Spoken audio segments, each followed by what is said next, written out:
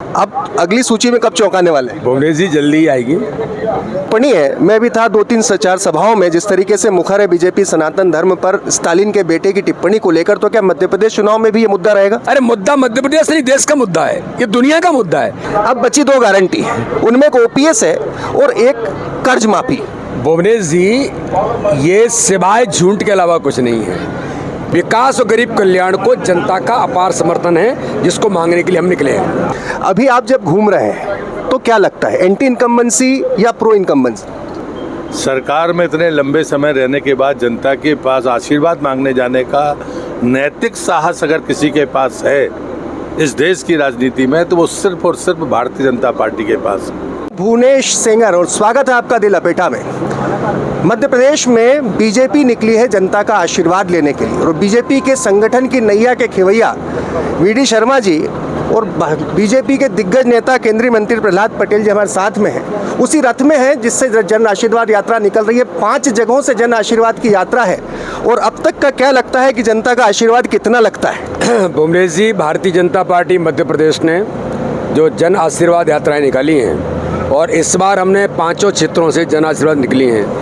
आप कल्पना नहीं करेंगे, जनता का अपार समर्थन और एक उत्साह जो दिखाई देता है, वो ये साबित करता है कि भारतीय जनता पार्टी की सरकारों ने माननीय प्रधानमंत्री मोदी जी के नेतृत्व में या मध्य प्रदेश के हमारे मुख्यमंत्री शिवराज सिंह चौहान के नेतृत्व में जो काम हुआ है, विकास और गरीब कल्याण को जनता का अपार समर्थन है, जिसको मांगने के लिए हम निकले हैं। बिल्कुल, ये माना जा रहा है। शुरुआत में सर्वे आए थे तो सर्वे कह रहे थे कि बीजेपी पीछे है, फिर आपके संगठन की जो कार्य पद्धति, कार्यशैली, फिर लाडली बहना योजना, इन सब चीज़ों का कितना, जब आप जाते हैं लोगों के बीच में, तो कितना मिलता है? भुवनेश जी, मध्य प्रदेश के अंदर ये झूठ और छल कपट की राजनीति करने वाले जो लोग थे, जो गलती से 15 महीने की सरकार में आए थे, उस समय कमलनाथ और दिग्विजय सिंह ने हर गरीब के हक और अधिकार को छीना था। हमारी सरकार बनी, सरकार ने 15 साल जो काम किया था, जो बीमारू राज्य था 2003 से कांग्रेस के नेतृत्व का, जिसे विकसित राज्य की श्रेणी में ला करके माननीय मुख्यमंत्री शिवराज सिंह चौहान ने खड़ा किया,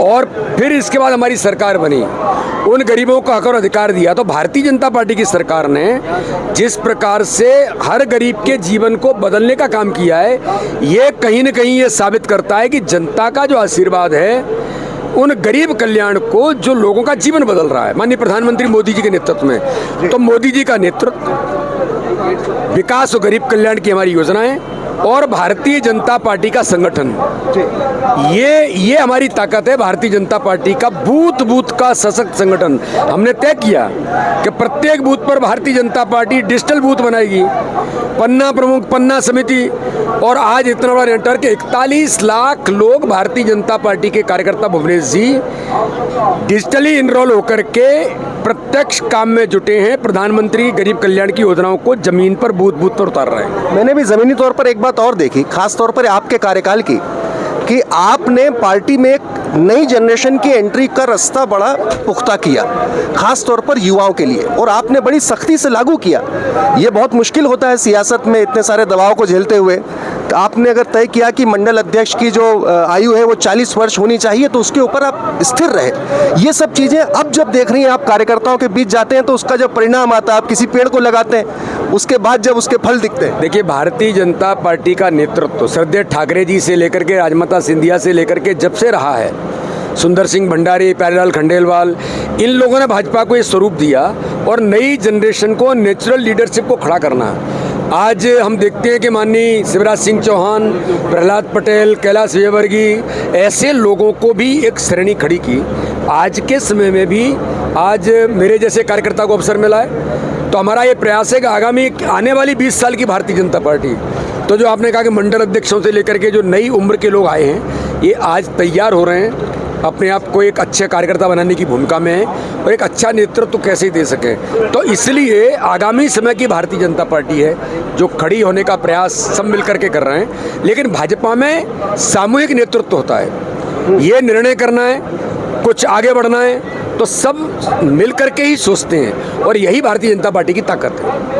प्रियंका गांधी जब आती हैं जबलपुर में, कांग्रेस के एक तरीके से औपचारिक ऐलान होता है, 5 गारंटी, कांग्रेस 5 गारंटी की बात करती है सामने।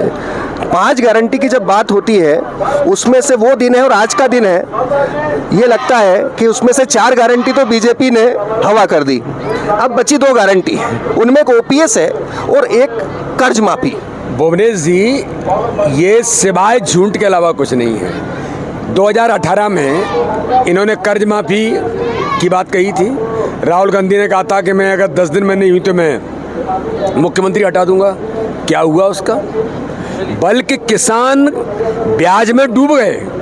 2200 करोड़ रुपए इनके किए हुए पाप को हमारे मुख्यमंत्री ने, भारतीय जनता पार्टी की सरकार ने 2200 करोड़ रुपए किसानों को कर्ज से मुक्त कराया, डिफाल्टर से नॉन डिफाल्टर बनाया है।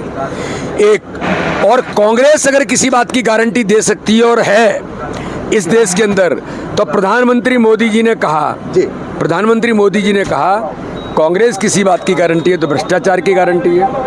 कांग्रेस किसी बात की गारंटी तो परिवारवाद की गारंटी है कि दिल्ली के अंदर गांधी परिवार और मध्य प्रदेश के अंदर कमलनाथ और दिग्विजय परिवार।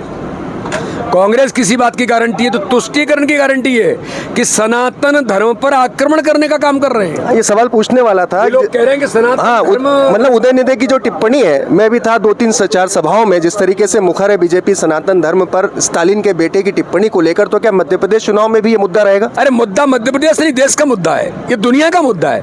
दुनिया के अंदर सनातनी संस्कृति के विचारक, सनातनी संस्कृति के जो लोग हैं, अनुयायी हैं, वो दुनिया के अंदर इनको कह रहे हैं कि कांग्रेस को जवाब देना चाहिए कि स्टालिन और जिन लोगों ने इस प्रकार की बातें की हैं, सनातन धर्म को इस देश के अंदर कोई समाप्त कर सकता है?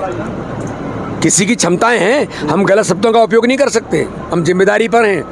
लेकिन जिस प्रकार से भाषा बोली गई और कांग्रेस उस गठबंधन की प्रमुख दल है, तो क्या कांग्रेस का मूल चरित्र यही है जो दिग्विजय सिंह लगातार इस बात को कहते हैं? सनातन पर दिग्विजय सिंह ने भी आक्रमण किया है मध्य प्रदेश के चुनाव में, और देश के अंदर जनता इन्हें कड़ा जवाब देगी। दिग्विजय सिंह कह रहे हैं कि अब चुनाव शुरू हो गए, अब मध्य प्रदेश में कांग्रेस नेताओं के ईडी के छापे शुरू हो जाएंगे। चोर को हमेशा चोरी ही दिखाई देती है। भारतीय जनता पार्टी हमेशा से संवैधानिक व्यवस्थाओं में विश्वास करती है। ईडी किसी का संगठन नहीं है, भाजपा का संगठन नहीं है, सीबीआई भाजपा का संगठन नहीं है। दोनों संवैधानिक संस्थाएं हैं। समाज में व्यवस्था के लिए जो आवश्यक है वो कानून अपना काम करता है। तो भैया, अगर आप अच्छे हैं और आपको किसी प्रकार की दिक्कत नहीं है तो आप डरते क्यों है चीज़ों से? चोर जब चोरी करता है तो डर लगता है कि कल कोई आ नहीं जाए, कल कोई आ नहीं जाए। तो अब दिग्विजय सिंह या कमलनाथ जिन्होंने मध्य प्रदेश के अंदर चोरी की है, तो चोरी की है तो डरते हैं। तो इसलिए हमेशा इनको भय रहता है इन संस्थाओं का। संस्थाएं स्वतंत्र तौर पर संवैधानिक व्यवस्था में अपना काम करती हैं। बिल्कुल। प्रहलाद पटेल जी हमारे साथ मौजूद हैं। ठीक है। बिल्कुल। और अभी जब आप, वैसे आप तो मध्य प्रदेश के बिल्कुल ज़मीनी नेताओं में शुमार हैं, अभी आप जब घूम रहे हैं तो क्या लगता है, एंटी इनकम्बेंसी या प्रो इनकम्बेंसी? मुझे लगता है कि ये जो शब्द गढ़े गए थे, हाँ। ये अब निरर्थक हो गए हैं। कोई भी सत्ताधारी दल सरकार में इतने लंबे समय रहने के बाद जनता के पास आशीर्वाद मांगने जाने का नैतिक साहस अगर किसी के पास है इस देश की राजनीति में, तो वो सिर्फ और सिर्फ भारतीय जनता पार्टी के पास। 5 साल बाद इनकम्बेंसी हो जाएगी। ये कौन ने गढ़ा था? हमने नहीं गढ़ा। हम तो हमेशा से कहते रहे, जब हमारी सरकारें नहीं थी तब भी हम नैतिक मूल्यों की बात करते थे। काम के बारे में हाँ, एक बात जरूर मुझे लगती है, मोदी जी के आने के बाद अटल जी की सरकार ने भी ऐसे ही काम किया था, लेकिन हम उनको पहुंचा नहीं पाए, जनता तक नहीं पहुंचा। और इसलिए जो रास्ता हमको नरेंद्र मोदी जी ने दिया है कि काम किया है तो लोगों तक बताया भी जाना चाहिए, और बताने के बाद फिर उनसे पूछो कि हमें अगर कुछ काम अभी रह गया है उसे करना अगर बाकी है और आप अच्छा मानते हो तो हमें आशीर्वाद दो। मुझे लगता है इससे अच्छा मॉडल नहीं हो सकता। दूसरी बात, हम तो हमेशा कहते हैं कि हमारा सामूहिक नेतृत्व है। मैं अपने प्रदेश अध्यक्ष जी को हृदय से अभिनंदन करूंगा। वैसे भी उन्हें शुभंकर कहा जाता है। इसके पहले एक ही यात्रा निकलती थी, अब 5 यात्राएं निकल रही हैं, एक साथ निकल रही हैं। ये जो सामूहिक नेतृत्व है, अब इसको किसी प्रमाण की ज़रूरत नहीं है। ये दूसरी सफलता है हमारी। इसलिए राजनीति में परिवारवाद, एकाधिकार, ये भारतीय जनता पार्टी का चरित्र नहीं है, ये कांग्रेस का चरित्र है। और इन यात्राओं ने इन बातों का रास्ता दिया है। ना यहाँ परिवारवाद है, ना यहाँ तुष्टीकरण है, और ना यहाँ भ्रष्टाचार है। और इसलिए हम उन लोगों को यह स्मरण करा रहे हैं कि वो हमको पूछना क्या चाहते हैं। तो कांग्रेस हम पर आरोप नहीं लगा सकती, अनर्गल बातें कर सकती। आपने सामूहिक की बात की, तो जिस तरीके से बात आ रही थी, पहले खबरें आ रही थी कि बहुत गुटबाजी हो सकती है, वो हो सकता है, लेकिन जिस तरीके से 5 यात्राओं में सामूहिक नेतृत्व दिख रहा है। मैंने आपको पहले ही कहा ना कि अटकलें लगाने वाले, प्रोपोगंडा पॉलिटिक्स करने वाली कांग्रेस रही है। जो चीज़ें नहीं होती हैं उसको दुष्प्रचार करके वो मुंह में डालने का काम करती रही है। उस प्रोपोगंडा को समाप्त करने का काम ये जन आशीर्वाद यात्रा कर रही है। और इसे जो प्रश्न आप कर रहे हो जी, इसका तो ये उत्तर है, इसके तो उत्तर मुझे देने की जरूरत नहीं है। ये उत्तर प्रत्यक्ष प्रमाण के तौर पे। हाँ, प्रत्यक्ष को प्रमाण की जरूरत नहीं है। अच्छा, एक बात बताइए, सुधार की गुंजाइश तो होती है, ऐसे में ब्यूरोक्रेसी, मध्य प्रदेश में कहा जाता है ब्यूरोक्रेसी बड़ी हावी है सरकार पर। नहीं, मुझे लगता है कि इन बातों पर भी मैं ये मानता हूँ कि ये कान मुंह में डालने वाली बातें हैं, ये कान में फूंकने वाली बातें हैं। यदि है तो ठीक भी भारतीय जनता पार्टी ही करेगी। और जब ये बात कहते हो आप, तो फिर कांग्रेस के नेताओं को ईडी से डर क्यों लगता है?